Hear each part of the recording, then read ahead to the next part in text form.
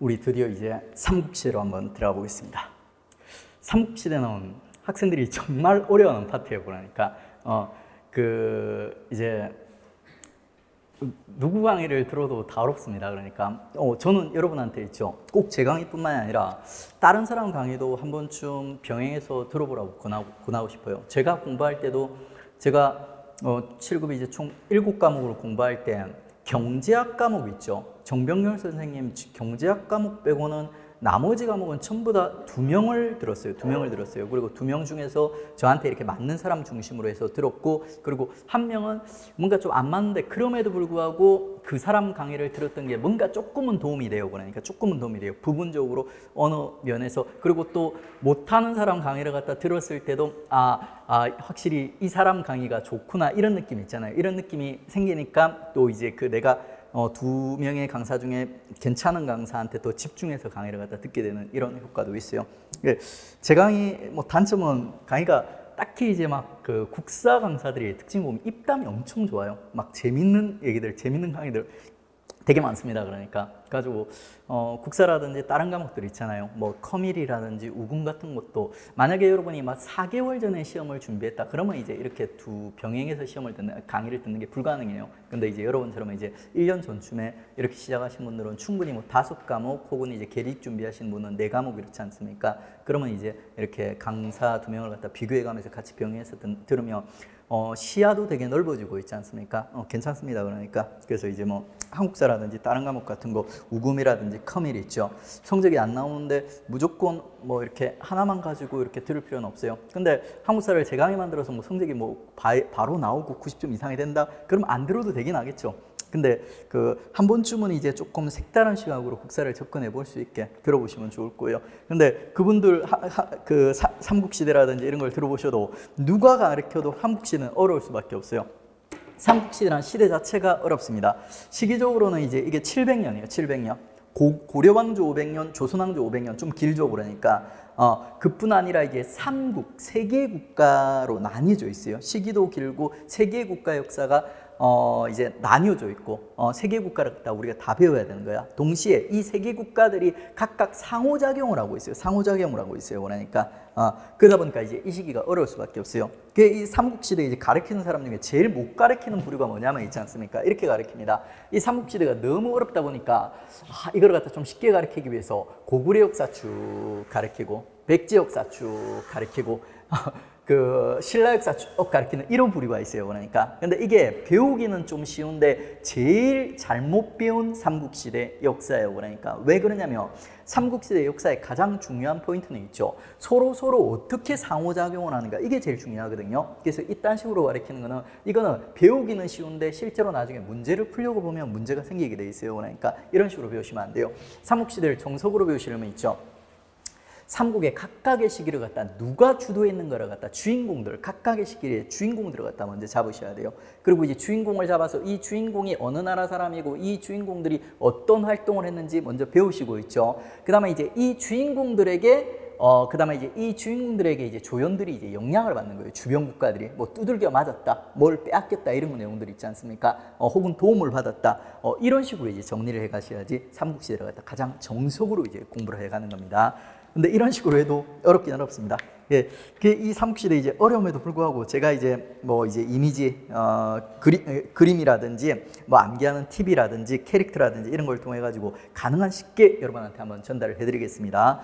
그리고 이제 이 삼국시대 이제 본격적인 얘기 들어가기 전에 일단 우리 기초 지식들 몇 가지 쌓고 있죠. 그 다음에 이제 본격적인 삼국시대와 관련된 내용들이 이제 들어가도록 하겠습니다. 자, 삼국시대 때는 역사적으로 어떤 과정이 진행되냐면 중앙집권화가 추진되게 되어 있어요. 우리 군장국가 이후에 국가가 형성이 됐는데 요 시기 때는 조그만 국가거든요. 그 다음에 이제 이게 정복전쟁을 거치면서 점점 규모가 이제 확대돼 가요. 확대돼 가는 과정에서 아까 우리 봤던 연맹왕국 있지 않습니까? 요게 등장하고 그 다음에 이 연맹왕국은 느슨하게 나라들이 결합이 되어 있어요. 군장국가들이 결합이 되어 있어요. 이 단계를 넘어서서 얘들이 단단하게 중앙으로 힘이 집중되면서 뭉치는 단계까지 발전하는 게 바로 이제 중앙집권국가. 이게 바로 이제 고대 국가라 불리는 우리 고구려, 백제, 신라 같은 삼국 얘기하는 거예요. 가지고 이제 요 세 개의 이제 국가의 발전 단계를 갖다 이제 우리가 먼저 한번 비교를 갖다 해보겠습니다. 먼저 이제 청동기 때 처음으로 등장한 군장 국가, 조그만 국가예요. 그 다음에 이게 전쟁의 규모가 커지면서 얘들이 이제 뭉치기 시작하는 거예요. 그게 이제 초기 국가 단계 때 등장했던 부여 고구려 같은 있죠. 연맹왕국 같은 거예요. 그리고 이제 이건 느슨한 결합이에요. 이 느슨한 결합을 완벽한 중앙집권화로 완전한 결합으로 완성시키는 애들이 고구려, 백제, 신라 같은 있죠. 중앙집권화를 갖다 완성했다고 평가를 받는 국가들이에요. 그게 바로 이제 삼국이에요. 삼국. 자, 군장국가는 고조선 나라로 치면, 그리고 이제 요 군장국가의 특징은 재정일치 이미 공부했어. 그 다음에 이제 연맹왕국하고 고대국가를 잘 정리해야 되는데, 연맹왕국은 군장국가에서 고대국가로 넘어가는 있지 않습니까? 과도기적인 단계라고 보시면 돼요. 나라로 치면 있지 않습니까? 부여라든지 초기 고구려 같은 나라가 있어요. 그 다음에 이제 고대국가는 있죠. 나라로 치면은 요 초기에 여러 나라들이 생긴 국가들 중에서 중앙집권화를 갖다 완성한 세계국가, 고구려, 백제, 신라, 우리가 알고 있는 삼국. 그리고 이제 얘들은 아직까지 왕권이 완벽하게 중앙집권화가 이루어지기 이전이라서 왕이 있긴 하지만 왕위를 세습하는 게 아니라 귀족들이 왕을 선출하는 모습을 보여줘요. 왕권이 충분히 강하지 못하고 중앙집권화가 아직 완성되지 못했음을 보여주는 거예요. 근데 이제 고대국가는 왕권이 충분히 강해지면서 왕위를 갖다 이제 세습, 자기가 물려주고 싶은 사람한테 물려줄 수가 있게 된 거예요. 그 다음에 요 단계는 뭉치긴 뭉쳤지만 중앙집권화가 안 되다 보니까 있죠. 각각의 부족장이 행정적으로 있죠. 각각의 부족으로 갖다 자치를 하는 모습을 보여줘요.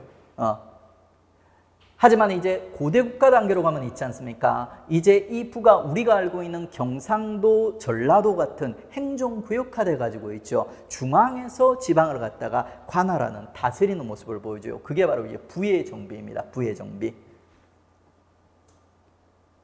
그리고 연맹왕국 단계에서는 볼 수 없었던 모습이 이제 고대국가 때 등장하는 게 바로 이제 율령반포예요. 율령반포. 율령이란 게 뭐냐면 있죠. 그 나라 전체를 갖다가 관할할 수 있는 법령 규율을 갖다 얘기하는 거예요. 규율. 율령이 여러 가지 이제 제도적, 그 나라 전체를 갖다 규율하는 여러 가지 제도적 기반들, 법률들, 이런 것들을 갖다 율령이라 불러요. 중앙집권화 국가가 이제 완성이 되면 이제 율령반포 이런 모습들이 이제 이루어지게 되고요. 이런 단계를 갖다 우리는 이제 중앙집권화 됐다 이렇게 표현을 하는 거고요. 그 다음에 얘는 중앙집권화로 가고 있는 이제 과도기적 단계예요. 아직 중앙집권화가 안 돼 있어요. 이제 얘들이 그럼에도 불구하고 이렇게 뭉쳤던 이유가 뭐냐? 바로 이제 외교 군사적 이유 때문에요. 이 당시에 전쟁이 많이 일어나다 보니까 덩치를 키워야 되다 보니까 애들이 중앙집권화는 안 됐음에도 불구하고 서로 이렇게 뭉쳐서 이제 전쟁이라든지 외교 같은 면에서 공조하는 모습을 보여주죠. 하지만 행정적으로는 자치하는 이런 불완전한 모습을 보여줬던 거고요. 자, 간혹 출제되는 출제형이에요. 요 군장국가와 연맹왕국, 고대국가, 중앙집권 국가를 갖다 구별할지 아냐 하는 거예요. 연맹왕국에 대해서 이 문제는 묻고 있네요. 연맹왕국에 대해서 바르게 설명한 것은 청동기 문화를 기반으로 성립되었다. 맞아요, 틀려요? 초기 국가, 초기 고구려라든지 부여가 청동기 문화를 기반으로 건립되었다. 맞아요, 틀려요? 틀렸죠, 그러니까. 요거는 군장국가에 대한 오답이에요.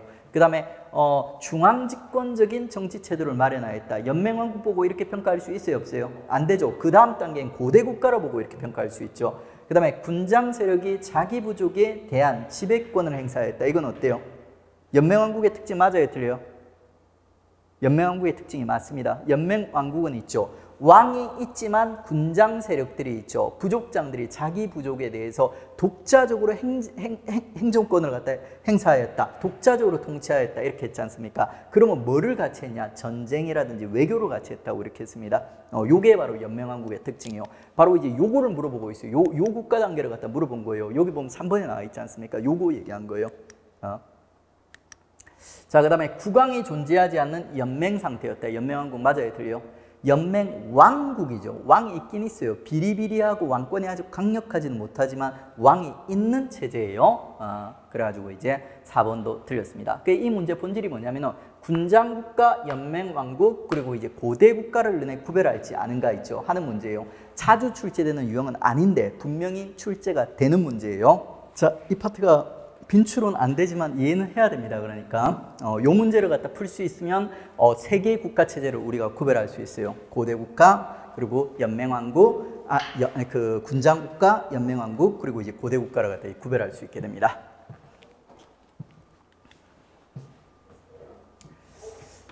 자, 그다음에 이제 이 고대 국가의 특징이 중앙집권화라고 있어요. 그리고 이제 이 중앙집권화를 하기 위해서 고대 국가에서 공통적으로 실시한 제도들이 있는데 이게 5가지인데 자세히 보면은 4가지예요. 그러니까 초기에 실시했던 2가지 제도가 있죠. 뭐냐 하면은 바로 세습가 있죠. 부의정비예요. 세습과 부의정비예요. 형제세습과 부자세습 요건 하나의 세트거든요. 형제세습 단계를 거쳐서 그 다음에 부자세습으로 완성이 되는 거예요. 가지고 이제 초기 단계는 왕위 세습 있죠. 그 다음에 이제 행정구역의 정비, 부의정비 요게 이제 초기에 이루어져요. 요걸 통해서 이제 어느 정도 이제 중앙집권화, 왕권 강화가 이루어지고 있죠. 그 다음에 이 중앙집권화의 끝판왕, 완성을 갖다가 보여주는 2가지 제도가 있죠. 율령반포, 그 다음에 또 종교적으로 불교의 수요. 요 2개가 이루어졌다. 그러면 그 나라의 중앙집권화는 완성이 됐다고 보시면 돼요. 이런 과정들이 각 나라마다 이제 펼쳐지게 되는 겁니다. 각 나라마다 고구려 백제 신라 그리고 이제 막 그게 이런 과정들이 이제 진행이 됐던 왕들을 표기를 해놓은 거예요. 근데 이런 표를 지금 우리가 암기를 하면 안 돼요. 그러니까 머리가 터집니다. 아무 의미도 없어요. 그러니까 이건 나중에 이제 우리가 삼국시대 2부까지 완성을 하고 나서 이런 왕들을 배운 다음에 한번 정리를 해보는 거예요. 제가 이걸 갖다 또 맨땅에 암기를 시키는 게 아니라 암기를 하는 팁을 또 줄 거예요. 그러니까 지금 쫄지 마세요. 자, 이 앞에 표가 되게 무서웠죠. 근데 더 무서운 표가 나왔습니다. 그러니까 근데 이 표는 살짝 무시하십시오. 마지막에 이건 참고하는 표예요. 참고하는 표. 우리가 이제 집중해서 보고 처음에 챙겨야 되는 거는 바로 요 그림이에요. 요 그림. 그러니까 옛날에는 제가 이제 이 표를 중심으로 학생들한테 막 전달했어요. 근데 이것도 학생들 받아들이고 이렇게 막 고득 좀 하고 했습니다. 근데 이제 훨씬 더 쉬워졌습니다. 자, 이 그림을 바탕으로 우리가 이제 700년 삼국의 역사를 갖다 정리를 할 거예요. 자, 그 대충 보면 있지 않습니까? 이게 이제 오징어 머리, 오징어 몸통, 오징어 팔, 긴 팔 2개 있어요. 그러니까 이게 그 다음에 이제 밑에 오징어 다리, 그러니까 오징어를 갖다가 이제 빨래꼬리에 걸어가지고 이제 말리고 있는 모습이에요. 그러니까 그 모습을 갖다 상상을 하면서 이제 이 그림을 갖다가 이미지를 잡아주시고요. 요게 뭐를 의미하냐면 삼국시대 700년 역사 1부, 2부, 3부로 갖다 이미지화 시켜놓은 거예요. 요게 이제 1부예요. 1부. 자, 1부는 있죠. 어떤 시기냐면은 고구려 백제 신라가 건국이 됐는데 고구려 혼자 중앙집권화를 시작했어요. 백제 신라는 아직 조그만 소국 단계에 있지 않습니까? 제대로 된 중앙집권화를 갖다 시작하기 전이에요. 그러다 보니까 삼국 간의 경쟁이 없어요. 고구려 혼자 중앙집권화를 시작해서 그래서 시험에 참 안 나오는 지역. 그 다음에 이제 2부가 주인공이에요. 2부. 한강을 중심에 놓고 있죠. 백제 고구려 신라, 고구려 백제 신라가 그 주도권 경쟁을 갖다 치열하게 전개하는 시기예요. 이 2부에서 시험이 가장 자주 나옵니다. 자, 2부 그림을 갖다가 우리가 이제 그 어떻게 형상화했냐면 중앙에 얘 보이시죠? 얘 보이시죠? 이게 뼈대예요. 우리 한반도 지도가 있죠. 한반도 지도에서 여기 백제 자리죠. 백제 자리죠. 고구려 자리죠. 신라 자리죠. 자, 백제 전성기, 고구려 전성기, 신라 전성기 순으로 옮겨가게 됩니다. 이게 백제 전성기, 고구려 전성기, 신라 전성기 순으로 움직여가는 거예요. 그리고 이 전성기 각각의 백제, 고구려, 신라 전성기에 그 주인공 3대 왕들이 있어요. 백제 3대 왕, 고구려의 3대 왕, 신라의 3대 왕들이 있어요. 백제 3대 왕이 고, 근, 침 3명의 왕이 있습니다. 그 다음에 고구려의 3대 왕이 소자죠. 이거 소, 광장 또 3대 왕이 있어요. 그 다음에 신라의 3대 왕이 지, 법진 또 3대 왕이 있어요. 그러니까 이 3대 왕들을 갖다 중심으로 해가지고 있죠.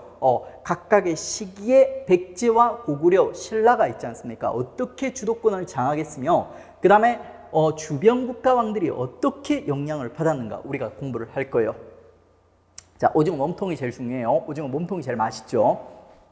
그 다음에 이제 오징어 다리 중에 뭐 한 번씩 이제 긴 다리도 한 번씩 있죠. 그러니까 요거는 신라가 주도권을 갖다 잡은 다음에 있지 않습니까? 그 다음에 신라가 삼국을 통일하는 과정 3부예요. 3부. 신라의 삼국 통일과 관련된 내용들. 근데 이제 이 신라의 삼국 통일이 2단계로 이루어지는데 초기의 전반부에는 신라가 있죠. 고구려와 백제 협공을 받으면서 되게 위기를 경험하는 모습을 보여줘요. 그러니까 거기서 이제 되게 찐따 같은 있지 않습니까? 신라의 3대 왕이 등장해요. 걔들이 이제 진평, 진짜 평범한 떡떡이에요. 떡떡. 얘들 별명이 떡떡인 이유가 뭐냐면 얘들이 힘이 되게 없어요. 신라나 백제에 비해서. 그래가지고 주변에 힘센 세력들한테 들러붙어가지고 연명하는 아주 이제 부차한 왕들이 3명 신라에 등장하게 됩니다. 진짜 평범한 떡떡 3명의 왕들. 그리고 이제 얘들이 겨우겨우 살아남아서 결국에는 상황을 역전을 시키게 됩니다. 어떻게? 떡떡 들러붙는 얘들이 있죠. 누구한테 들러붙냐면은 힘센 중국의 통일왕조인 당나라에 들러붙게 돼요. 나당 연합을 성사시키게 됩니다. 신라의 라자, 당나라의 당자, 신라와 당의 연합을 성사시키면서 이제 분위기가 반전이 되는 거예요. 이게 당나라와 연합을 해서 백제를 멸망시키고 고구려를 멸망시키는 거예요. 무와 문을 겸비한 애들이. 그러면서 이제 신라가 삼국 통일을 달성하게 됩니다. 그러면서 삼국시대 역사는 막을 내리게 되는 거죠. 자, 이게 이제 삼국시대에 있지 않습니까? 700년의 역사를 갖다 주도했던 왕들을 갖다 이미지화 시켜놓은 거예요. 뭐 고군침, 소광장, 집업진 아무 의미가 없죠. 근데 일단은 암기를 해두세요. 여러 번 듣다 보면 자연스럽게 암기가 됩니다. 그러니까 얘들을 갖다 우리가 세부적으로 배울 거니까. 그러니까 일단은 이제 이 그림에 익숙해지고 이 그림을 바탕으로 해서 있죠. 우리가 삼국시대를 갖다가 접근해 갈 겁니다. 자, 먼저 이제 삼국시대 1부 들어가죠. 1부. 별로 시험에 출제되지가 않아요. 그러니까 거의 상식선의 문제로서 어쩌다 한 번씩 언급되는 파트지만 우리는 빈틈없이 공부를 해야 돼요. 공무원 시험은. 그러니까 그래가지고 이제 1부도 우리가 다뤄보겠습니다. 1부는 이제 삼국이 성립되고 고구려 혼자 있지 않습니까? 외롭게 중앙집권화를 걷던 시기, 삼국이 경쟁을 시작하기 이전이라서 출제빈도 아주 낮은 시기, 가벼운 마음으로 오겠습니다. 먼저 이제 여러분의 상식을 좀 제가 이제 다시 한번 확인하고 그리고 이제 좀 부족한 부분은 보완을 해드리겠습니다. 우리 초딩 때, 유딩 때, 뭐 삼국시대, 뭐 박혁거세, 고주몽 이런 얘기들 다 한 번씩 들어보셨죠? 그러니까 그래가지고 이제 그 얘기들이에요. 그 얘기. 고구려, 백제, 신라가 누가 건국했는가? 우리 옛날 얘기 같은 그런 영역들이에요. 초등학교, 유치원 열심히 다니는 학생들이 이제 다 아는 얘기. 근데 그거를 갖다 이제 이미 연로하셔서 다 잊어버린 학생들이 많아요. 그래, 그거를 갖다 한번 정리를 해드리겠습니다. 자, 먼저 이제 삼국 중에 있죠. 기원전 100년경, 정확하게 얘기하면 기원전 BC 108년에 고구려가 고조선이 멸망하게 됩니다. 108번내 들어본 적 있죠? 108번내. 고조선이 108번내로 멸망했다. 이렇게 기억을 하십시오. 기원전 108년. 그리고 고조선 멸망하고 있죠. 그 다음에 예수 그리스도가 태어나는 영년 있지 않습니까? 요 사이에 삼국이 건국되게 돼요. 요 사이에. 기원전 요 사이에 100년 동안. 근데 우리가 상식적으로 생각할 때는 고구려가 제일 먼저 건국됐을 것 같아. 고구려, 백제, 신라 순일 것 같아. 맞죠? 근데 그게 아니라 신라가 가장 먼저 건국됐다고 기록되어 있습니다. 이거는 신라의 구라일 것 같아요. 제 생각에는. 신라가 삼국을 통일하지 않습니까? 그러고 나서 있죠. 야, 우리가 통합했던, 우리가 정복했던 고구려, 백제보다도 우리 역사가 짧다면 좀 부끄럽죠. 그러니까. 그래가지고 고구려 건국 시기보다 조금 앞에 한 10년 정도 앞에 있지 않습니까? 진해 건국 시기를 갖다 잡아놓은 것 같아요. 신라가 가장 먼저 건국됐다고 기록되어 있어요. 거의 비슷한 시기입니다. 이제 신라 건국했던 인물이 박혁거세요. 박혁거세. 자, 성이 박씨죠. 있죠. 얘가 표주박처럼 생긴 알에서 나왔다고 해서 이름이 성이 박씨예요. 그러니까 여러분 여러분 새벽에 약수터, 산에 있는 약수터 같은 데 가보신 적 있죠? 그러니까 약수터 가면 이 바가지 같은 게 걸려 있지 않습니까? 그래가지고 우리 이제 물 떠먹으라고 그러니까 그래가지고 이제 이 박혁거세의 요 표주박이 어디서 발견됐냐면 우물에서 발견됐어요. 나정이라는 우물에서 이제 그 표주박처럼 생긴 박이 발견됐는데 그 박에서 이제 이 박혁거세라는 애가 태어났어요. 그러니까 그게 이제 경주 신라가 이제 초기에는 이 경주를 중심으로 형성이 됐어요. 그리고 경주라는 도시는 조그만 도시거든요. 그 조그만 도시에서 어떻게 그렇게 성장해서 진안을 갖다 통합하고 삼국으로 갖다 통합할 수 있었는가? 이 신라의 저력이 뭐냐면 있지 않습니까? 아주 적극적인 있지 않습니까? 포용력이에요. 포용력. 외부 세력들, 뛰어난 외부 세력들을 갖다가 박혁거세를 중심으로 한 신라 세력들이 적극적으로 포섭하는 모습을 보여줘요. 석탈에 배 타고 왔다고 합니다. 좀 뭔가 이국적으로 생겼고 배 타고 왔다고 합니다. 그러니까 외부 세력, 선진문물을 가진 외부 세력, 석탈의 같은 세력들을 갖다 흡수를 했어요. 그 다음에 기말지도 마찬가지예요. 기말지는 확실하게 정확하게 기록은 없는데 북방 세력으로 추론되고 있어요. 북방 세력. 북방에 기마민족 있지 않습니까? 선진문물을 가진 북방의 기말지 같은 인물들도 포섭을 하는 거예요. 그리고 이 포섭을 한 인물들한테 왕위까지도 주는 모습을 보여줘요. 그래서 나중 가면 박석김, 삼성이 번갈아 가면서 왕위를 갖다가 계승하게 되고 나중 결국에는 김씨가 왕위를 독점하는 모습을 보여줍니다. 이게 바로 신라의 저력이에요. 뛰어난 외부 세력들이 있죠. 이런 사람들을 갖다 과감하게 포섭할 수 있었던 거, 이게 바로 신라의 저력. 그 저력을 바탕으로 신라가 삼국을 통일하게 되는 겁니다. 박혁것의 석탈의 기말지 한 번쯤은 들어보셨죠? 옛날 얘기에서. 그리고 이제 좀 심화 포인트로 들어가면 요렇게 이제 이런 저력을 바탕으로 해서 신라가 이제 조그만 경주에서 있지 않습니까? 요 진안 일대를 갖다 장악하는 모습을 갖다 보여줄 거예요. 그리고 초기에 신라 이름이 사로 혹은 사라라고 불렀어요. 사라 혹은 사로라고 불렸어요. 그리고 이제 이 박혁거세가 발견됐던 우물 이름도 어쩌다 한 번씩 언급됩니다. 한 5년, 10년에 한 번씩. 그 다음에 이제 김알지 있죠. 김알지가 발견된 계림은 중요한 키워드예요. 요건 여러분 알아두셔야 돼요. 계림과 나정을 구별하셔야 되는데 계림이 중요해요. 계림은 김알지는 이름이 보니까 얘도 알 까고 나왔을 것 같죠? 알 까고 나왔을 것 같죠? 근데 김알지는 알 까고 나온 애가 아니에요. 얘는 여러분 좋아하시는 황금색 택배 박스에서 배달된 애입니다. 그러니까 황금 박스 안에서 나온 애가 김알지예요. 그 황금 박스가 발견된 숲이 있는데 그 숲이 바로 계림입니다. 계림.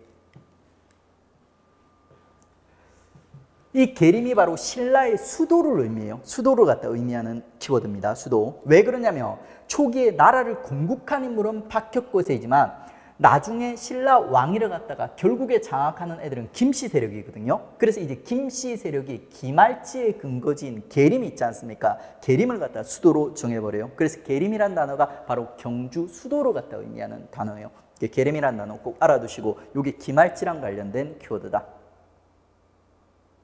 심화 키워드입니다. 물론 여러분들이 이제 요거 어려운 내용이에요. 일단 요게 기본이에요. 요게 안 되고 이게 너무 어렵다 그러면 일단은 챙기시고 요거부터 먼저 챙기십시오. 그게 순서입니다. 자, 그 다음에 이제 고구려 들어가겠습니다. 고구려는 건국했던 인물이 워낙 유명하죠. 그러니까 고주몽이 그러니까 주몽이가 원래 이제 부여사람이에요. 부여사람. 그 주몽의 출생설화, 그 탄생설화에 대해서는 여러분 좀 알고 있을 건데 혹시 모르는 학생이 있을까봐 제가 한번 정리를 해드릴게요. 주몽이 엄마 있지 않습니까? 유아부인이라는 아가씨가 있었어요. 그리고 이제 이 유아부인이 해모수라는 있지 않습니까? 청년이랑 연애를 했던 거예요. 그래가지고 이제 둘 사이에 아기가 생겼어.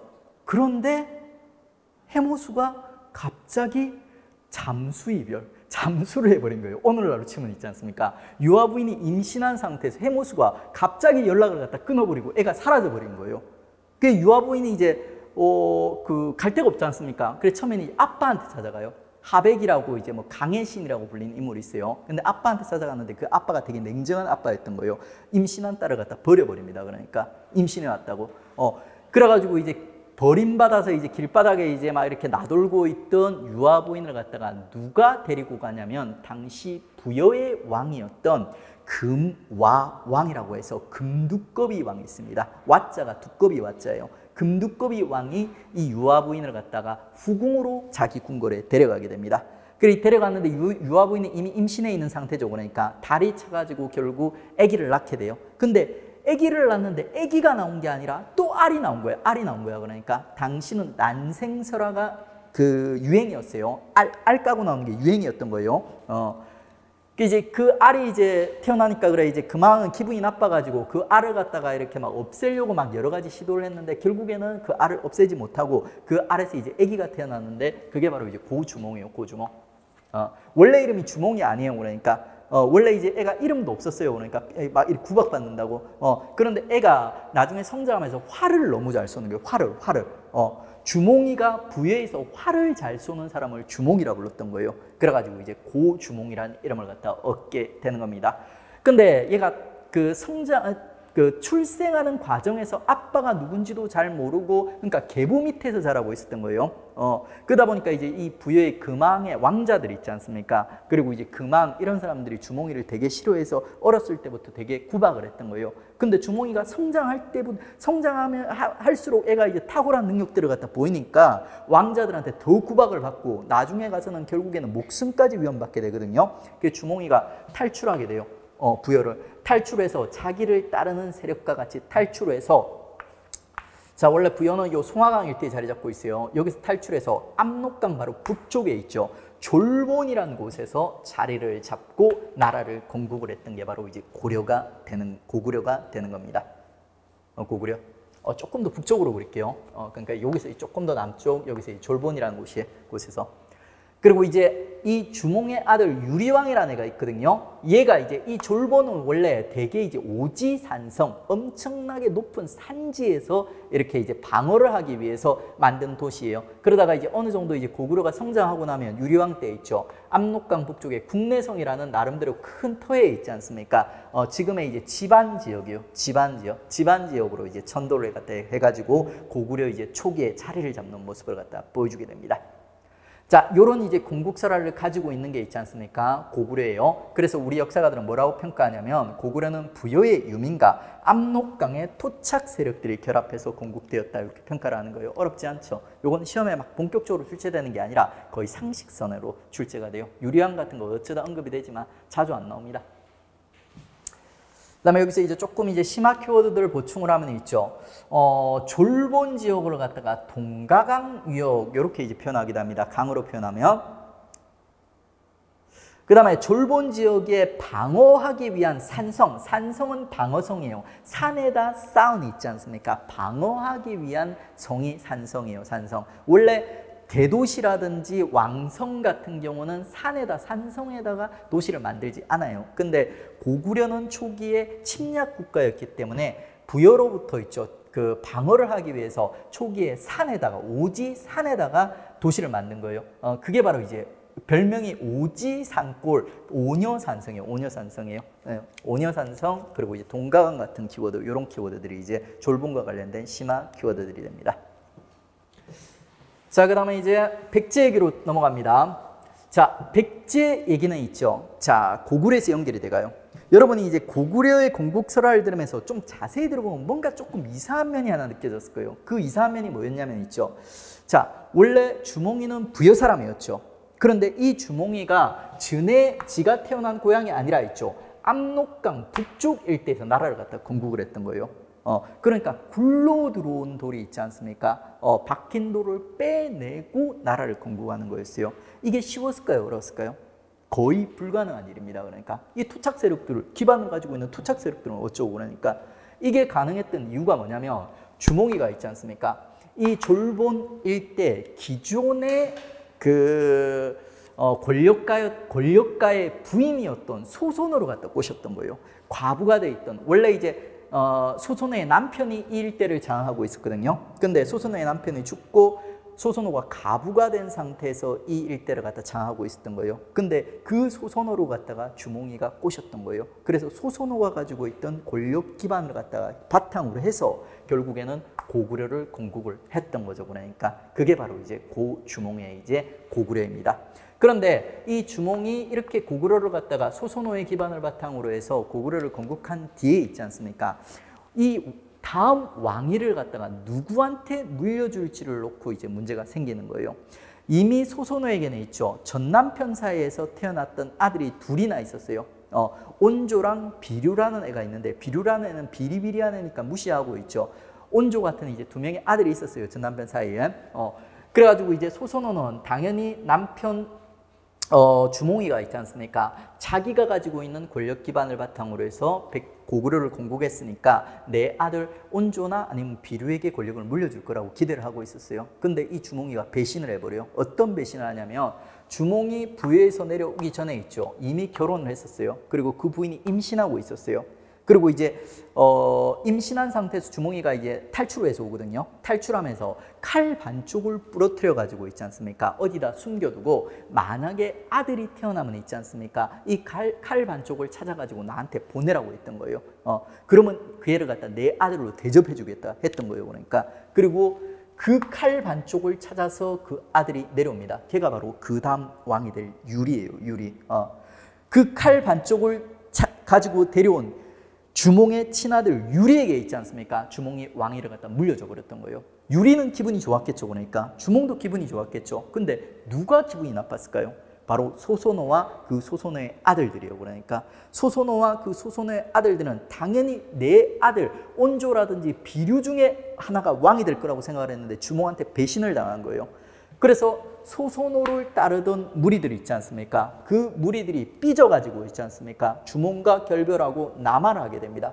그 남하를 했던 지역이 어디냐면 바로 지금의 한강유역이에요. 한강유역이에요. 그러니까 그 한강유역에서 소소노의 두 아들 온조와 비류라는 애가 나라를 세우는데 비류는 비리비리해서 초반에 나라를 말아먹어버렸고 있죠. 이 온조라는 애가 똘똘해가지고 있지 않습니까? 한강유역의 위례성, 지금의 송파유역이에요. 위례 신도시 송파랑 가까운 곳입니다. 강남 일대입니다. 여기다가 있지 않습니까? 나라를 갖다가 세우게 되는 겁니다. 그리고 이제 이렇게 건국된 있지 않습니까? 백제는 부역의 성의식을 가지고 있어요. 얘들이 결국에는 이제 고구려로부터 뻗어나왔는데 고구려한테 상당히 삐진 상태지 않습니까? 기분이 나쁘죠. 고구려에 대한 민족 감정이 별로 안 좋죠. 아빠 배신했지 않습니까? 그래가지고 이제 고구려 계승했다고 안 하고 있죠. 고구려에 뿌린 부여를 우리는 계승했다 하는 모습을 갖다 보여줘요. 그래서 요 백제 왕족 성씨가 부여씨예요. 막 부여풍, 부여황 막 이런 식이에요. 그러니까 부여씨예요. 자, 다음에 이제 고구려 유민과 역사가들은 이런 이제 역사적 사실을 바탕으로 해서 이렇게 또 평가를 하는 거예요. 고구려의 유민과 한강의 토착 세력이 결합하였다. 뭐 이거는 이제 어렵지 않죠. 너무 이제 상식적으로 해석을 한 겁니다. 그러니까 이제 우리 이제 삼국의 왕족 성씨들 다 외웠어요. 신라는 이제 박석김 번갈아가면서 계승하다 김씨가 독점하였고, 고구려는 고씨, 그리고 이제 백제는 이제 부여씨.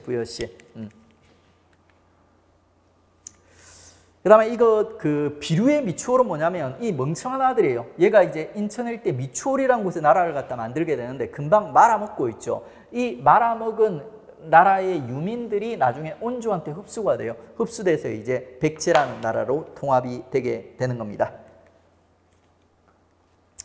자, 그러면 이제 우리 삼국에 있죠. 어떻게 건국되었는가 하는 건국설화와 관련된 얘기를 다 정리했습니다. 시험에 아무리 어렵게 나와도 이 정도 나와요. 잘 나오지도 않습니다. 이거 상식이라고 생각을 하고. 자, 그 다음에 이제 본격적인 이제 삼국의 경쟁, 그 중에서 이제 일부, 자, 오징어를 걸어놓는 연결고리예요. 제가 이런 연결고리로 이미지화 시켜놓은 이유가 뭐냐면 요 시대 때 등장하는 고구려의 두 명의 왕이 있는데 얘들 별명이 커플왕이에요. 커플왕. 태조왕과 고국천왕이라는 왕이 있는데 이 두 명이 커플이에요. 얘가 시작하면 얘가 완성하는 이런 관계예요. 그러니까 둘이서 그래서 이제 커플왕 태조왕과 고국천왕이라는 고구려의 두 명의 왕, 고구려 초기 중앙집권화를 주도했던 왕들의 업적을 우리가 이제 배울 겁니다. 자, 먼저 이제 태조왕은 있지 않습니까?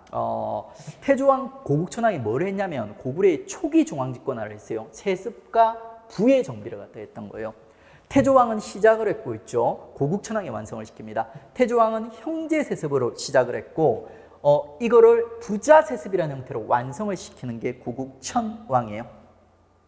그 다음에 태조왕은 부를 만들긴 했는데 아직까지 부족적 독자적인 성격이 남아있는 있지 않습니까? 부족적 성격의 오부를 정비했던 거예요. 그거를 완전히 행정적인 성격에 있죠. 완벽한 행정구역화 시켜서 오부로 정비해서 완성시키는 게 누구냐면은 고국천왕이에요. 제가 왜 커플왕 얘기하는지 아시겠죠? 그러니까 초기 중앙집권화인 세습과 부의 정비를 갖다 두 명이서 단계적으로 얘가 시작하고 얘가 완성하는 형태로 추진을 했던 겁니다. 자, 그 밖에 태조왕과 고국천왕의 업적 시험에 나오는 거는 하나씩밖에 없어요. 별도로 암기를 하세요. 태조왕은 불쌍한 옥조를 드디어 멸망시킵니다. 뭐 동옥조라고도 부르는데 옥조가 동해안 일대에 있어서 동옥조 이렇게 부릅니다. 그냥 옥조라고도 불러요. 그 다음에 이제 고국천왕때 중요해요. 요 진대법. 고국천왕때 있죠. 진대법이라는 법이 실시가 돼요. 이 진대법은 있지 않습니까? 우리 역사상 최초의 구율법이요. 구율법 앞으로 여러 번 나올 겁니다. 구하다 할 때 구자요. 불쌍한 애들을 구하다. 흉자가 불쌍히 여기다. 불쌍히 여기서 구하다. 그게 바로 구율법이에요.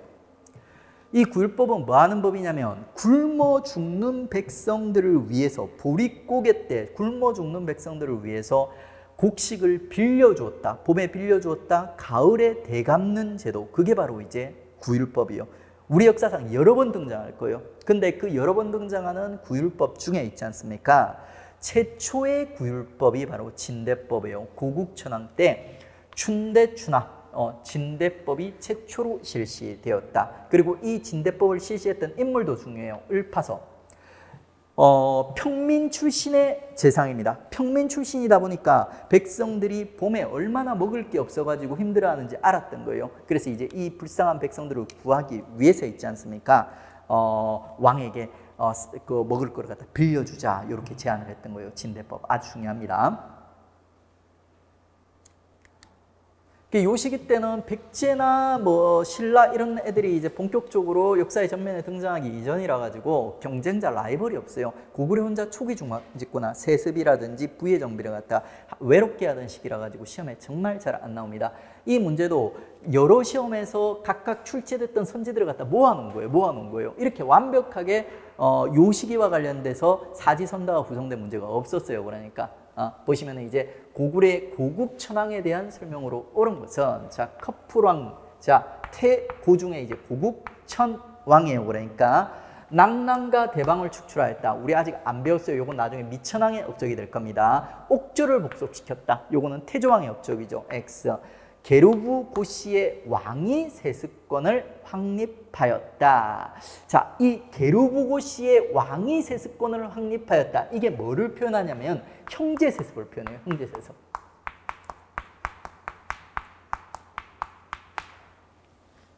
태조왕 때 형제 세습이 이루어지지 않습니까? 이제 게르부 사람들이 왕위를 갖다가 세습하기 시작했던 거예요. 근데 초기에는 있지 않습니까? 부자 세습까지 못 가고 형제들끼리 형이 아우에게 이렇게 왕위를 갖다 물려주는 이런 모습들을 갖다 보여줘요. 그러다가 이게 조금 더 왕권이 강해지면 이제 형제가 아니라 있지 않습니까? 아들에게 왕위를 갖다 물려주게 됩니다. 왕위 계승권이 형제 상속에서 부자 상속으로 완성되었다. 요게 바로 이제 고국천왕의 업적이에요. 요거는 이제 태조왕의 업적이에요. 자, 요 태고를 갖다 암기하는 방법은 있지 않습니까? 클 태자, 옛고자, 태고하면 아주 옛날 옛적 이런 의미가 있습니다. 우리 삼국시대 중에서도 가장 초기적으로 그러니까 그 태고적 해가지고 태고 이렇게 암기를 해주십시오. 시험에 잘 나오진 않습니다만 꼭 챙겨두셔야 되는 파트예요. 공무원 시험은 완벽하게 빈틈없이 정리를 하셔야 됩니다. 자, 요 시기 때 이제 고구려 성장과 관련된 블랙 키워드들 크게 중요하진 않아요. 그냥 참고 삼아 한번 들어보세요. 태조왕 때 요 방금 봤죠? 게르부고씨 왕위 독점이 이루어졌다. 그 다음에 이제 요게 형제 세습이 얘기하는 거예요. 그 다음에 태조왕 때 오부가 정비되었고 고국천왕 이게 부족적 성격의 오부가 정비되었고 고국천왕 때 행정성 성격의 오부가 완성된다고 했어요. 태조왕 때 부족적 성격의 오부가 이거예요. 소노부, 계루부, 전러부, 간노부, 순노부 하는 부들의 각각의 고유 명칭이 이제 존재하고 있는 거예요. 그러다가 이제 이게 행정적 성격으로 정비되면 중앙을 중심으로 동서, 남북부 뭐 이런 식으로 이제 불리게 돼 있어요. 뭐 크게 중요하진 않습니다. 그냥 참고로 봐주시면 돼요.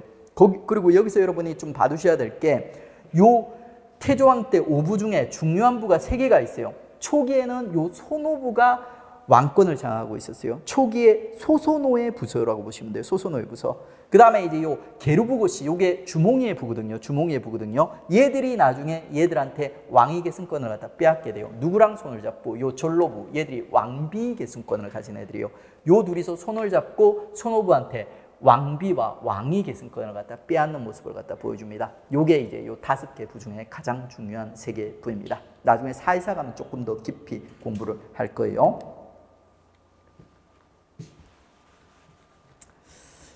자, 그러면 별로 안 중요한 있지 않습니까? 우리 1부를 마쳤습니다. 그 다음에 이제 정말 중요한 이제 2부로 들어가도록 하겠습니다. 삼국시대 내용 중에 가장 출제가 많이 되는 곳이 이제 2부예요. 2부. 백제, 고구려, 신라가 전성기를 주고받으면서 있죠. 삼국이 한강을 중심으로 해서 치열하게 경쟁하던 시기입니다.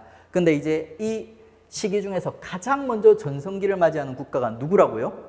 자, 이 순서예요. 이 순서예요. 백제, 고구려, 신라. 그 중에서 이제 백제가 먼저 전성기를 갖다 구가라는 거죠. 자, 이 삼국에 이제 각각 이제 3명의 왕들을 중심으로 전성기를 구가하게 되는데 이 전성기에 패턴이 있어요. 전형적인 패턴이 있어요. 그 다음에 이 전형적인 패턴 플러스 각각 나라마다 조금씩 특징이 있는 거야. 그게 우리는 어떻게 접근할 거냐면 일단은 삼국의 전성기의 전형적인 패턴을 상식으로 이제 받아들일 거예요. 그리고 그 전형적인 패턴 하에서 각각의 삼국은 어떤 특징들을 가지고 있는가 이렇게 이제 접근하시면 좀 쉽게 접근할 수가 있어요. 자, 삼국의 3대 왕 중에 보면 있지 않습니까? 전형적인 패턴에 일단은 전성기 왕들이 있어요. 전성기 왕들. 이 전성기 왕들이 주인공이에요. 전성기 왕들이. 그 다음에 이 전성기 왕들 직전에 보시면 있지 않습니까? 항상 이 전성기를 준비해주는 중앙집권화를 갖다가 완성해주는 왕들이 등장하게 됩니다. 중앙집권화를 완성해주는 전성기를 준비해주는 왕들이 등장하게 되어 있어요. 전성기를 준비해주는 왕들이. 그 다음에 각각 한 명씩 좀 특이한 포지션의 애들이 등장하게 됩니다. 요거는 각각의 이제 개성으로서 있지 않습니까? 우리가 이제 정리를 해주시면 돼요. 그러니까. 자, 그 중에서 이제 우리 먼저 이제 백제 전성기로 들어갈 거예요. 고근침, 근초고왕을 중심으로 하는 있지 않습니까? 고근침, 3대 왕, 백제 전성기와 관련된 내용으로 들어갈 건데, 백제 전성기와 관련해서 여러분이 이제 먼저 좀 잡아놓으셔야, 백제 전성기를 갖다 접근하기 전에 여러분이 좀 고민하셔야 되는 내용들을 정리해 놨습니다. 우리가 1부에 봤을 때 고구려가 가장 먼저 성장을 했죠. 그러니까 고구려 혼자 성장을 했죠. 그러면 우리 상식을 따르자면 고구려가 제일 먼저 성장을 했으니까 고구려가 제일 먼저 전성기를 맞이해야 되는 게 상식이죠. 그러니까. 근데 고구려가 아니라 백제가 먼저 전성기를 맞이했어요. 그 이유가 뭘까? 여러분이 한번 고민을 해보셔야 돼요. 그 다음에 두 번째, 자, 백제 전성기의 특징 중에 하나가 있지 않습니까? 다른 나라는 보면 전성기왕 직전에 전성기를 준비해주는 왕들 있지 않습니까? 이 왕들이 율령반포와 불교 수용을 항상 함께 하게 돼요. 왜냐하면 얘들이 중앙집권화를 위한 가장 완벽한 도구였기 때문에 당시에 항상 함께해요. 같은 왕이, 하나의 왕이 율령반포와 불교 수용을 같이 하고 있어요. 그런데 백제는 여기 율령반포, 여기 불교수용, 특이하게 두 왕으로 분리가 되어 있습니다. 그러니까 그 이유가 무엇인가? 요 두 개에 대해서 여러분 의문점을 갖다 이제 가진 상태에서 있죠. 문제의식을 가진 상태에서 백제 전성기를 접근하시면 됩니다. 자, 그러면 이제 백제 전성기 이제 고근침입니다. 전성기 왕 주인공은 이제 근초고왕이에요. 그리고 이제 이 근초고왕 직전에 있죠. 전성기를 준비해주는 고이왕이 등장하게 됩니다. 자, 이 고이왕의 포지션은 전성기를 준비했던 거예요. 어떻게? 체제 정비를 통해서 중앙집권화를 했던 거예요. 중앙집권화. 그 중앙집권화의 핵심 중 하나인 있죠. 율령반포래요. 근데 불교 수용은 안 합니다. 그러니까 불교 수용은 얘가 하게 돼 있어요. 보통은 율령반포한 왕들이 불교 수용을 같이 해요. 그러니까 왜? 둘 다 중앙집권화를 위한 가장 강력한 도구들이기 때문에.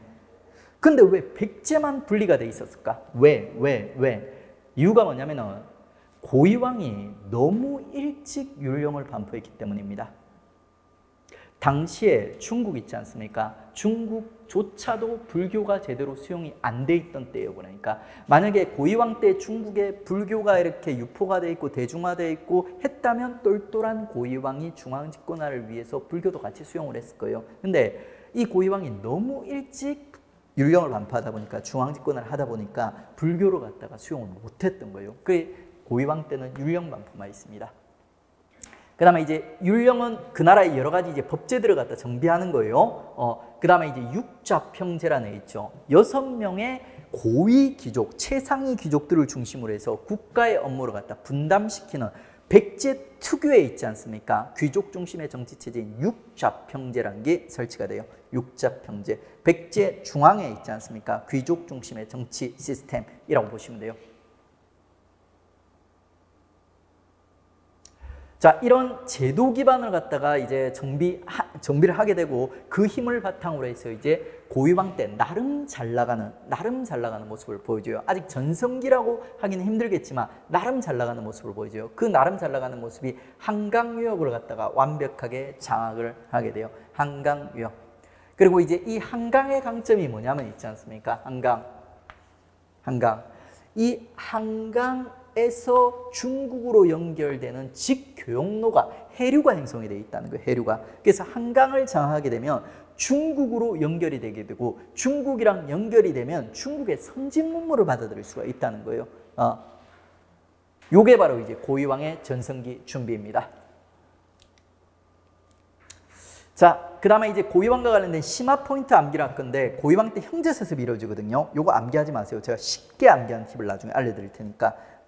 그 다음에 이제 고위왕 때 이제 나름대로 정복전쟁도 이제 이루어졌다고 했습니다. 중앙집권화를 바탕으로 해서 그 정복전쟁 중 심화 포인트 중 하나가 목지국을 정보를 합니다. 우리 이제 사만 얘기하면서 목지국 얘기를 했어요. 이 사만의 패자라고 했어요. 대장이라고 했어요. 요 마한에 있었던 이 마한에 이제 이 백제의 가장 큰 경쟁자였던 목지국으로 갖다가 멸망시켜버리는 모습을 보여줄 겁니다. 고위왕 때. 그러니까 고위왕 때도 일부 정복 활동이 이제 이루어진 거예요. 한강이라든지 목지국 정벌 이런 내용들.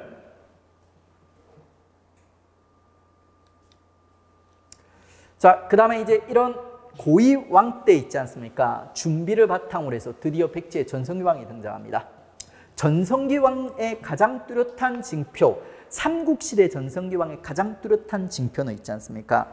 정보활동이에요. 활발한 정보활동. 나중에 고려라든지 다른 나라 평화로운 시기로 가면은 전성기왕이라고 해서 활발하게 정보활동을 한다 이런 건 아니에요. 근데 전쟁이 많았던 삼국시대 전성기왕들은 전부 전쟁의 신입니다. 되게 활발한 정보활동들을 갖다 했어요. 그러니까 그게 이제 근초고왕도 예외가 아니었던 거예요. 지금 보시면은 주변국들 싹 다 때리고 있는 모습을 보여줍니다. 마한 통합해버립니다.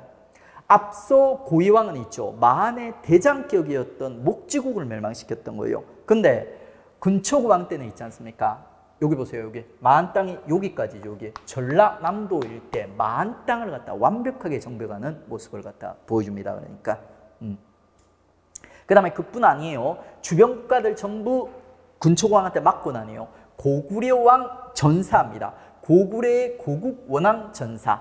자, 우리 아무리 전쟁이 많이 일어나도 있죠. 대통령이라든지 왕은 잘 안 죽어요. 우크라이나 지금 전쟁에서 수많은 사람이 죽었죠. 근데 젤렌스키 멀쩡하지 않습니까? 앞으로도 멀쩡할 거예요. 그러니까 고위 정치인들이 제일 안전합니다. 그러니까 가지고 전쟁이 일어나도 왕들은 원래 잘 안 죽어요. 그러니까 잘 안 죽어요. 그러니까 왜? 안전한 데서 명령만 내리고 싸우는 애들은 따로 있는 거야. 그러니까 그런데 삼국시대 때 어쩌다 한 번씩 왕들이 죽거든요. 그 어쩌다 한 번씩 왕들이 죽는 타이밍이 언제냐면 있지 않습니까?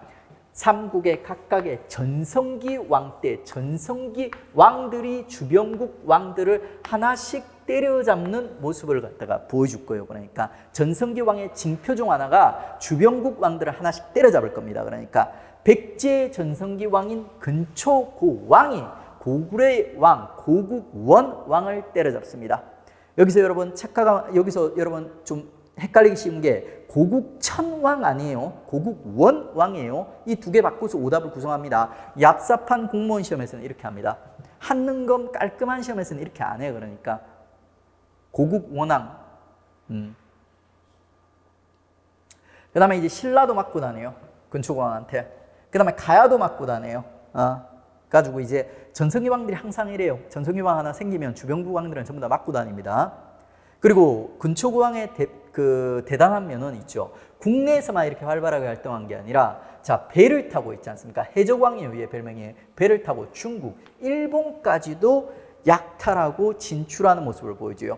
중국의 돈 많은 동네 요서 지방 요 일대, 그 다음에 요 싼둥 지방 이런 일대까지 배 타고 진출하는 모습을 갖다 보여줍니다. 그러니까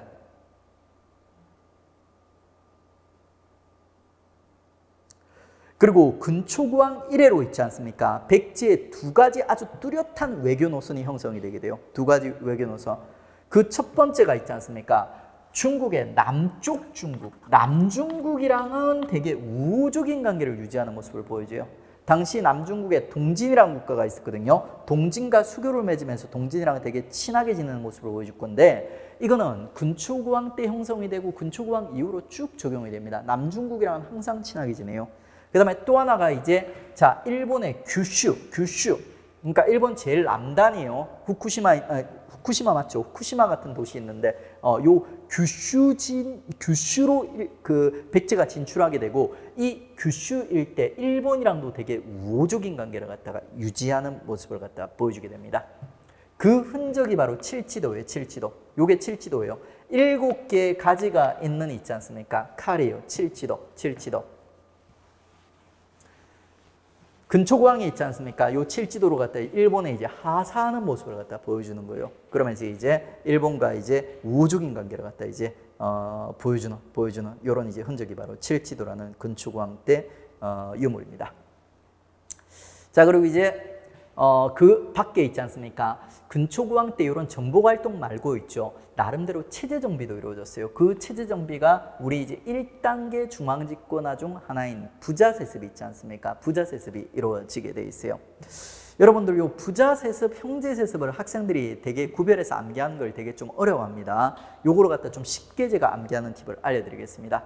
자, 삼국에 있죠. 일명 3대 부자 암기법이요. 부자, 돈 많은 부자라는 캐릭터로 연결할 겁니다. 자, 고국천왕은 고구려에서 제일 부자였던 이유가 뭐냐면 있지 않습니까? 진대법이란 걸 실시해서 백성들한테 쌀을 막 퍼주죠. 그러니까 쌀을 퍼주려면 쌀이 많아야 되겠죠. 그러니까 부자인 거예요. 부자였기 때문에 진대법을 실시할 수 있었던 거예요. 그래서 고국천왕은 부자였기 때문에 부자세습. 그 다음에 백제의 또 최고 부자가 바로 해적왕, 근초구왕. 돈 많은 동네들을 갖다 배 타고 많이 털었죠. 그러니까 해적왕이라서 돈이 많은 거예요. 보물섬도 만들 정도로 돈이 많았다고 합니다. 그게 이제 근초구왕에 보물섬이 있다고 해요. 그러니까 어디 있는지 모르겠어요. 가지고 이제 검색하지 마세요. 검색하면 안 나옵니다. 그런 캐릭터로 해적왕, 근초구왕 돈이 많았어. 그래서 이제 얘도 이제 부자다. 그래서 부자세습. 그리고 형제세습은 있지 않습니까? 더 쉽게 정리할 수가 있어요. 우리가 부자세습 암기하죠. 그러니까 부자세습 바로 앞에 왕이 형제세습이요. 고근침이죠. 근초구왕 바로 앞이 고이왕이죠. 그러니까 그럼 고이왕이 형제세습이에요. 외울 필요가 없어요. 그 다음에 우리 태고죠. 그러니까 고국천왕이 부자세습이요. 그럼 그 바로 앞이 형제세습이요. 이런 식으로 암기하시면 형제세습은 더 쉽게 거저 먹을 수가 있습니다. 그 다음에 우리 이제 삼국의 역사서가 한 번씩 등장을 할 거예요. 삼국의 역사서가. 그 중에 이제 첫 번째 등장했거든요. 자, 백제에 있죠. 고웅이라는 사람이 쓴 석이라는 역사서가 요 근초구왕 때 등장합니다. 근데 이 삼국의 역사서들도 있지 않습니까? 아무 때나 등장하는 게 아니에요. 아무 때나. 그럼 언제 등장하냐? 그 나라가 정말 잘 나갈 때 대부분 전성기 혹은 전성기와 비슷한 잘 나가던 시기에 등장하게 됩니다. 이유가 뭐냐면 역사서는 후대에다가 우리 역사를 갖다 이제 전하는 거예요. 그러니까. 근데 우리가 되게 이제 좀 구질구질하고 백제 막 신라한테 맞고 있을 때 역사를 전하고 싶어요? 아니면 우리가 되게 잘 나갈 때 역사를 전하고 싶겠어요? 잘 나갈 때 역사를 전하고 싶겠죠. 그래서 전생기 때 우리가 막 주변 국가들 때리고 다닐 때 있지 않습니까? 그때 역사서들이 등장하게 돼 있어요. 그 백제가 주변 국가들 때리고 다닐 때 있지 않습니까? 역사서가 바로 이제 공의 서기입니다. 공의 서기. 삼국시대 역사서가 이제 최초로 등장해요. 그 3대 역사서 중에서도 제일 먼저 등장하게 됩니다. 백제가 가장 먼저 전성기를 맞이하니까. 자, 그 다음에 이제 근초구왕과 관련된 이제 심화 포인트 중에 하나가 있지 않습니까? 근초구왕 때 일본으로 문화 전파가 활발하게 이루어집니다. 백제가 이제 되게 잘 나가는 거예요. 그러니까. 그러다 보니까 이제 백제가 이제 일본이랑 우호 관계를 맺고 있는데 백제를 중심으로 해서 백제가 이제 일본을 식민 통치 비슷하게 이제 하고 있던 시기였어요. 그래서 이제 백제로부터 일본으로 선진문물이 넘어가는 거야. 그게 이제 왕인의 천자문, 논어 같은 이제 문학책들, 그리고 아직기의 한자 같은 것들, 그 다음에 아즈키가 이제 일본 왕자들에게 막 한자 가르쳐주고 이래요. 그 다음에 뭐 칠지도 같은 것들, 이런 것들이 이제 넘어가게 됩니다.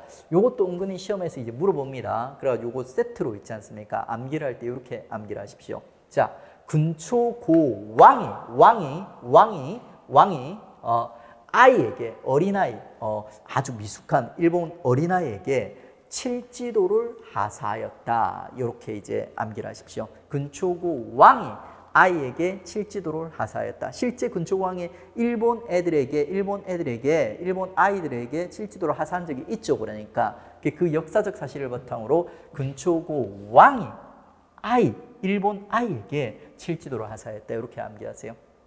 그리고 정말 어려운 문제에서는 왕인가 아직기를 구별하거든요. 그러면 이렇게 구별하세요. 여러분, 왕이 수준이 높아요? 아이가 수준이 높아요? 왕이 좀 수준이 높겠죠.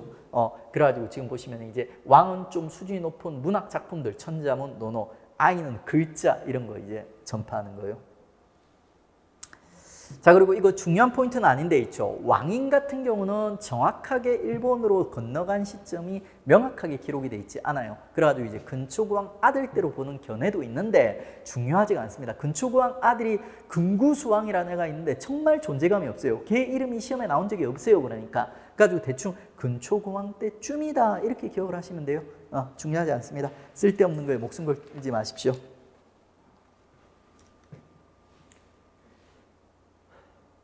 자, 그 다음에 이제 고근. 자, 얘는 되게 이제 전형적인 애들이에요. 전성기왕, 전성기를 준비했던 왕. 무조건 있는 이런 포지션의 왕들이 삼국 전성기에 있어요. 그리고 특이한 왕들이 하나씩 등장한다고 했죠. 백제의 특이한 왕이 누구냐면 요 침류왕이에요, 침류왕. 이 침류왕은 있지 않습니까? 업적이 딱 하나밖에 없어요. 고이왕이 빠뜨렸던 중앙집권화 불교수용, 요거밖에 없어요. 자, 어디서부터 불교수용 같은 경우는 율령반포는 그냥 어떤 왕 때 율령반포했다 끝이에요. 끝. 근데 불교수용은 조금 더 나가야 돼요. 어디까지? 어디로부터 들여왔냐? 누가 들여왔냐? 여기까지 나가야 돼요. 어떤 왕뿐만이 아니라 어디서 누가? 동진, 중국, 남중국이랑 우호적 관계를 유지했다고 했죠. 남중국 동진으로부터. 그리고 누가? 인도 승려 마라난타. 마라난타 이름이 중국 이름 아니죠. 그러니까 우리나라 이름 아니죠. 그럼 어디 이름이지? 인도예요. 불교가 인도에서 탄생했거든요. 마라난타. 자, 그러면 이제 백제 3대 왕 고근침에 대해서 이제 우리가 포지션을 잡았어요. 고위왕 전성기를 준비했어. 근초고왕, 화려한 이제 백제 이제 해적왕, 백제 전성기왕. 그 다음에 침류왕, 고위왕이 빠뜨린 숙제 있지 않습니까? 불교 수용. 이미지 바다 있죠. 자, 고위왕의 율령반포와 침류왕의 그러니까 불교 수용을 바탕으로 해서 근초고왕이 이제 맨 위에 꼭대기에 전성기를 갖다 구가하고 있는 모습을 쫙 이미지화 시켜 놓은 겁니다. 자, 그 다음에 이제 우리가 다음 단계에 나갈 부분은 뭐냐면 이 전성기 왕들, 백제 3대 고근침 전성기 왕들, 이 전성기를 백제 전성기를 구가할 때 있죠.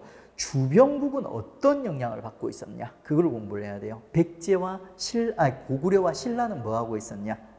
자, 다행히 신라에게는 안 나와요. 왜? 신라는 아직까지는 나라꼴을 못 갖추고 있어요. 중앙집권 국가로서 발전하지 못하고 있어요. 고구려가 백제의 영향을 받습니다. 그 고구려에 이제 백제의 영향을 받았던 왕이 4명이 있는데 여기서 이제 동천왕이 좀 난이도가 높아요. 요게 잘 안 나옵니다. 미천왕, 고국, 원왕, 소수림 왕은 꽤 등장합니다. 그러니까 고국 원왕은 좀 난이도가 높습니다. 근데 이제 시간 순으로 있죠. 고국 천왕부터 우리 들어가겠습니다. 이 고국 천왕은 고위왕이랑 동시대왕이라고 보시면 돼요. 고국 천왕이랑 동시대왕. 자, 제가 백제 전성기 들어갈 때 의문을 하나 제시를 했어요. 왜 고구려가 아니라 백제가 먼저 전성기를 구가했는가? 고구려가 먼저 발전했는데 이렇게 얘기했죠. 그 이유가 뭐냐면 바로 이 동천왕과 고위왕의 차이점 때문이에요. 고위왕은 되게 똘똘했는데 있지 않습니까? 동천왕은 좀 멍청했기 때문에요. 이 동천왕이란 왕이 있죠. 잘 나가던 고구려를 갖다 한번 폭삭 말아먹습니다. 폭삭 말아먹어요. 왜? 중국 위나라와의 전쟁에서 크게 패배를 했어요. 여러분, 우리나라 삼국지 고구려 백제 신라죠. 그러니까 그 다음에 중국 삼국지가 위촉 오예요. 중국이 이렇게 동그랗게 땅덩어리가 있지 않습니까? 북쪽의 나라가 위나라예요. 위나라. 그 다음에 요쪽 서쪽에 있는 나라가 총나라예요. 그 다음에 요 그 동쪽에 있는 나라가 오나라예요. 위초고 삼국지. 여러분 유비관우 장비 조조 뭐 이런 이름 들어보셨죠? 그러니까 이 위나라가 바로 조조의 나라예요. 조조의 나라. 그리고 이제 총나라가 유비의 나라예요. 유비의 나라. 그리고 이제 오나라가 손곤의 나라예요. 손곤의 나라예요. 그러니까 우리나라 이제 고구려 백제 신라랑 뭔가 비슷해요. 고구려 백제 신라랑 위촉오 이런 느낌이에요. 그러니까 자, 이 중에서 있죠. 이 위나라랑 전쟁을 했던 거예요. 이 위나라가 북쪽의 나라거든요. 이 북쪽 나라랑 고구려랑 이렇게 이제 영토, 국경 경쟁을, 영토 경쟁을 했던 거예요. 근데 이제 이 동천왕이 있죠. 아주 야심차게 있지 않습니까? 서안평이라는 요 일대 군사적 요지가 있었거든요. 군사적 중심지가 있었어요. 이 서안평을 갖다가 먼저 공격을 해가지고 있지 않습니까? 전쟁을 시작하는 모습을 갖다 보여줍니다. 뭐 오나라랑 편을 먹었다는 얘기가 있어요. 위랑 오랑 사이 안 좋으니까 오나라랑 협정해서 위를 갖다 침공을 한 거예요. 그런데 문제는 뭐냐면 있지 않습니까? 선제 공격을 했으면 있죠. 어지간하면 이겨야 되는데 애가 맞고 온 거예요. 맞고 온 거예요. 패배를 한 거예요. 패배를 한 거예요. 그래가지고 이제 위나라의 광구검한테 반격을 당해가지고 패배를 하고 있지 않습니까? 수도를 빼앗기고 옥저까지 쫓겨나는 모습을 보여줍니다. 수도까지 빼앗겼다고 하면은 나라 그냥 폭삭 한번 말아먹은 거예요. 그러니까 그래서 못난이 왕이에요. 실제로 동천왕 보면 이제 대개 백성들한테 존경받고 이렇게 이제 훌륭한 왕이었다고 기록이 돼 있어요. 그런데 이제 그 결과로만 보면 그냥 못난이 왕, 고구려를 갖다 한번 폭삭 말아먹었던 겁니다. 그래서 고구려보다 백제가 전성기를 먼저 구가를 했던 거예요. 고구려가 이렇게 나라 한번 폭삭 말아먹을 때 있지 않습니까? 백제는 고유왕 같은 똘똘한 왕이 등장해가지고 있죠. 등장해가지고 백제의 전성기를 갖다 착실하게 준비하고 있었으니까. 이제 우리 그 우크라이나 전쟁에서 이제 젤렌스키라는 인물이 정치인이 등장을 했죠. 그러니까 그 젤렌스키에 대해서 막 긍정적으로 본 사람도 있고 부정적으로 본 사람도 있어요. 근데 분명히 우크라이나 역사에서 있지 않습니까? 후대에 기록될 때는 젤렌스키는 훌륭한 인물로 기록이 될 거예요. 그러니까 실제로 안 일어나는 전쟁을 갖다가 외교를 잘못해서 전쟁이 일어났어요. 그러니까 그리고 이제 주변국들, 미국이라든지 주변국들 도움으로 이렇게 어찌어찌 버텨내긴 하는데 그렇게 잘했다고는 볼 수 없는데 우크라이나 입장에서는 나중에 후대 역사를 기록한다면 이제 젤렌스키를 갖다 훌륭한 인물로 기록을 갖다 하게 될 거예요. 이제 어떻게 보면 이제 그 젤렌스키랑 이제 거의 비슷한 왕이라고 보시면 돼요. 동천왕 그러니까. 자, 그 다음에 이제 요 왕이 중요해요. 동천왕은 시험에 잘 안 나와요. 그 서안평 선제 공격했다가 오히려 반격당해서 광구검에게 수도까지 잃어버렸다. 옥저까지 밀렸다. 요거 어쩌다 한 번씩 언급이 되고요. 자, 미천왕부터는 이제 중요해집니다. 미천왕부터는. 자, 미천왕은 이름이 엄청 미천해 보여요. 미천해 보여요. 그러니까 실제로 좀 미천한 면이 있습니다. 얘는 원래 삼촌이 왕이었어요. 근데 삼촌이 완전히 미친놈이에요. 그러니까 사이코예요. 사이코. 얘가 그냥 아무 잘못도 없는 신하들을 막 죽이고 있지 않습니까? 자기 형제나 조카라든지 가족들도 막 죽였어요. 그러니까 되게 포악한 군주였던 거예요. 그러다가 이제 이 그 포악한 삼촌왕으로부터 살아남기 위해서 미천왕이 있지 않습니까? 도망을 가요. 도망을 가가지고 있죠. 소금장수 행세를 하면서 숨어서 살았던 거예요.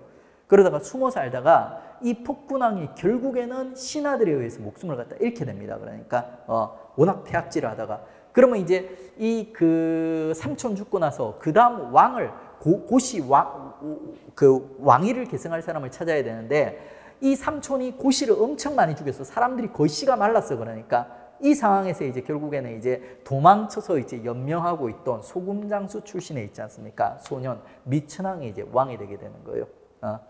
이 미천왕 같은 경우는 있지 않습니까? 심화 키워드에서 얘가 이제 왕이 되기 이전에 이게 숨어 살던 스토리가 워낙 드라마틱해가지고 있죠. 그 이름이 한 번씩 언급되기도 합니다. 을불. 하지만 핵심적인 키워드는 아니에요. 그러니까 소금장수 출신의 미천한 출신의 왕이다. 이렇게 기억을 하시면 되고요. 그리고 이제 이 미천한 출신의 왕이 되고 나서 있죠. 어렸을 때 고생한 사람들이 나중에 잘 되는 경우가 많아요. 그래가지고 얘가 이제 왕이 되고 나면은 나름대로 탁월한 있죠. 군사적 업적 들어갔다가 낳게 되는 겁니다. 동천왕이 장악하는 데 실패했던 서한평을 점령하는 모습을 보여주고요. 그 다음에 낙랑과 대방. 자, 남아있는 중국 세력들이요. 한반도. 낙랑이면 한사군이죠. 그 한사군 세력들이 아직까지 남아있었던 거예요. 그 한사군 세력들을 갖다 완전히 축출하는 업적을 보여주는 게 미천왕입니다. 미천왕. 자, 이 미천왕의 자리도 잘 잡아주세요. 자, 동천왕은 고위왕 때라고 보시면 돼요. 그 다음에 미천왕은 고근침 사이, 요 사이에 쏙 들어갑니다. 미천왕 순서가 은근 자주 출제되니까 요거 꼭 사이에 넣어두세요. 그리고 대부분 왕들이 어떤 특정한 왕이랑 이렇게 결합할 수가 있는데 미천왕은 결합이 안 되고 사이에 들어가 있어요. 그래가지고 이 순서가 중요한 거예요.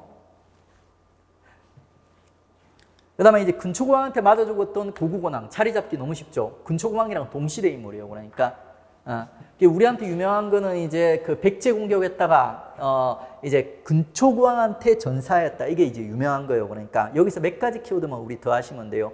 어디서 죽었냐? 평양에서 전사했다. 고구려가 있죠. 큰 패배를 당한 거는 전부 평양이에요. 요 이제 고국원왕 평양에서 전사했고요. 그 다음에 또 고구려 멸망이 평양성 전투에서 패배하면서 평양에서 그 멸망하게 됩니다. 이제 고구려의 큰 패배는 전부 평양이랑 연결되어 있습니다. 그 다음에 이제 이 고국원왕에 또 숨어있는 눈물 없이 볼 수 없는 스토리가 하나 있어요. 고국원왕도 당시 백성들한테는 엄청 존경받았던 왕이라고 합니다. 인물도 엄청 좋고 그랬다고 해요. 근데 얘도 이제 비운의 왕이에요. 얘가 이제 왕이 되고 나서 이제 나름대로 야심차게 있지 않습니까? 처음에는 북쪽으로 진출하려고 시도를 했어요. 근데 북쪽 가서 엄청 흡신 두들겨 맞고 옵니다. 누구한테? 바로 전현한테 두들겨 맞고 와요. 우리 역사와 있죠. 연나라 역사가 악연이 되게 깊어요. 연나라 역사랑. 우리 역사와 연의 역사의 악연의 시작이 언제냐면 있죠. 단, 연, 위 망할 때 연 나오죠. 그러니까 그 연의 후예가 바로 전현이에요. 그러니까 고조선의 서쪽 영토 2000리를 빼앗고 고조선을 한반도 북부로 밀어냈던 게 연나라예요. 나쁜 년이죠. 나쁜 년이죠. 이번에는 전연이에요. 전연이에요. 그러니까 이 연나라 왕족이 모용씨예요. 모용황을 뭐 정확하게 외울 필요는 없는데 연나라 왕족이 이제 모용씨다. 모용 나오면 나쁜 연나라 사람이구나. 이렇게 기억을 하시면 돼요. 이게 고국원왕이 처음에 북쪽으로 올라가려다가 전현한테 두들겨 맞았던 거예요. 그러니까. 그리고 얘가 그냥 때린 게 아니라 엄청 야비하게 때렸어요. 엄청 야비하게 때렸어. 어떻게 때렸냐면은 그 고국원왕의 아빠인 미천왕 있지 않습니까? 미천왕의 무덤을 파가지고 시체를 납치하고 있지 않습니까? 그 고국원왕의 엄마를 갖다 납치해가지고 부모님을 갖다가 걸고 협박을 했던 거예요. 이건 선 넘었죠. 그러니까 이런 야비한 수단으로 있죠. 고구려를 갖다 결국에는 굴복을 시킵니다. 그게 고국원왕이 이제 무릎 꿇고 절대 이제 내가 북쪽으로는 올라가지 않겠습니다. 굴복을 하게 됩니다. 부모님을 걸고 협박을 하는데 어쩌겠어요. 그러니까 그러고 나서 이제 고국원왕이 이제 북쪽으로는 못 올라가니까 이제 남쪽으로 내려가야겠다 했던 거예요. 그러니까 그래서 이제 남쪽으로 내려갔더니 더 무서운 근초고왕이 있었던 거예요. 그래서 이 근초고왕한테 결국 평양에서 맞아 죽게 되는 겁니다. 비운의 왕이죠. 자, 그 다음에 이제 침류왕 때 있죠. 동실의 왕이 소수림왕이에요. 소수림왕. 근데 소수림왕은 시기적으로는 요 고군침 시기에 침류왕이랑 겹쳐 있는데 그 논리적 인과관계가 고구려의 전성기를 구가했던 준비했던 왕이 되거든요. 그래서 이제 우리 소수림왕은 있죠. 나중에 고구려 전성기 가서 정확하게 정리하겠습니다. 캐릭터만 잡아놓으세요. 고구려의 전성기를 갖다 가장 완벽하게 준비했던 있지 않습니까? 왕이 소수림왕이에요. 침류왕이랑 순서는 어떻게 잡냐면 거의 동시대인데 만약에 이 둘이 순서를 잡는 문제, 엽기적인 문제가 나온다? 그러면은 소수림왕이 조금 템포가 빨라요. 왜 그러냐면 소수림왕의 아빠인 고국원왕이 근초고왕한테 전사하지 않습니까? 그럼 그 후임왕이 소수림왕이에요. 얘가 조금 템포가 빨라요. 근데 거의 동시대예요. 둘 다 이제 불교 수용을 하는데 불교 수용 얘가 조금 빨라요. 몇 년이 빨라요. 하지만 이런 문제는 나와서는 안 됩니다. 혹시 나오면 얘가 조금 빠르다. 왜? 아빠가 먼저 죽었으니까. 자, 이렇게 해서 이제 백제전성기 다 정리를 했습니다. 한번 정리를 해보겠습니다. 자, 고근침. 자, 백제전성기왕이에요. 근초고왕이 이제 주인공 전성기왕이고 얘는 전성기를 갖다 준비해주는 캐릭터고 얘는 침류왕은 고위왕의 빠트린 숙제 있죠. 불교 수용을 갖다가 이제 보완해줬던 왕입니다. 고근침을 사람 이름처럼 암기를 하세요. 사람 이름처럼. 그리고 이제 이 고근침과 관련된 고구려의 영향을 받았던 왕들이 있지 않습니까? 일명 동치미고소. 고군침이 있지 않습니까? 동치미를 마셨는데 이게 너무 고소했어요. 그러니까 그게 동치미고소 해가지고 이제 얘들 두 문자를 딸 수도 있고 아니면 그냥 연결하셔도 돼요. 동천왕 고해방이랑 이제 동시대왕, 미천왕 요 사이에 끼어 있고 고국원왕 두들겨 맞아 죽은 왕, 그리고 이제 침류왕은 소수림왕과 동시대왕이다. 근데 이제 이게 한 번씩 생각이 안 날 때가 있으니까 고군침이 동치미가 고소하더라 이렇게 이제 얘기했다 하고 이제 기억을 해두셔도 좋습니다. 관련된 문제 풀고 우리 쉬도록 하죠. 자, 백제 근초구왕의 업적에 대한 다음 설명 중 옳지 않은 것은 중국의 동진, 일본과 무역 활동을 전개하였다. 근초구왕의 업적 맞아요? 틀려요? 근초구왕 때부터 동진이랑 일본이랑 우호적인 관계가 형성이 됐다고 했죠. 이후에 지속됩니다. 그 다음에 왕위의 부자 상속을 확립하였다. 어떻습니까? 맞죠? 해적왕, 부자왕. 그 다음에 박사부흥, 백제 역사서, 서기편찬 어떻습니까? 전성기 때 역사서들이 등장한다고 했어요. 율령반포, 육작평제 누구예요? 요거는 전성기를 준비해줬던 고위왕의 업적이 되는 거죠. 백제 전성기까지도 출제가 많이는 안 돼요. 그러니까 보통 이제 나오면은 근초구왕 중심으로 해가지고 이렇게 이제 가끔씩 한번 출제되는 정도요. 본격적으로 출제가 많이 되는 거는 고구려 전성기랑 신라 전성기가 많이 출제가 됩니다. 자, 이렇게 해서 이제 우리 백제 전성기까지 정리를 했고요. 쉬었다가 이제 고구려 전성기와 신라 전성기로 들어가도록 하겠습니다. 이 부분이 다른 파트보다 복습이 좀 많이 필요해요. 고려 조선보다도 좀 많이 어렵습니다. 그러니까 여러분이 복습을 갖다 좀 신경 써주시고 쉬는 시간에도 지금 수업이 좀 길어가지고 이번에 15분 동안 쉴 거예요. 그러니까 저 30분까지 쉬면서 이제 여러분 한 5분 정도는 있지 않습니까? 그림을 한번 그려보시면서 한번 복습을 갖다 좀 해주십시오. 그러니까 그러면 이제 이게 장기 기억화하고 여러분이 빨리 습득하는 데 도움이 많이 되실 거예요.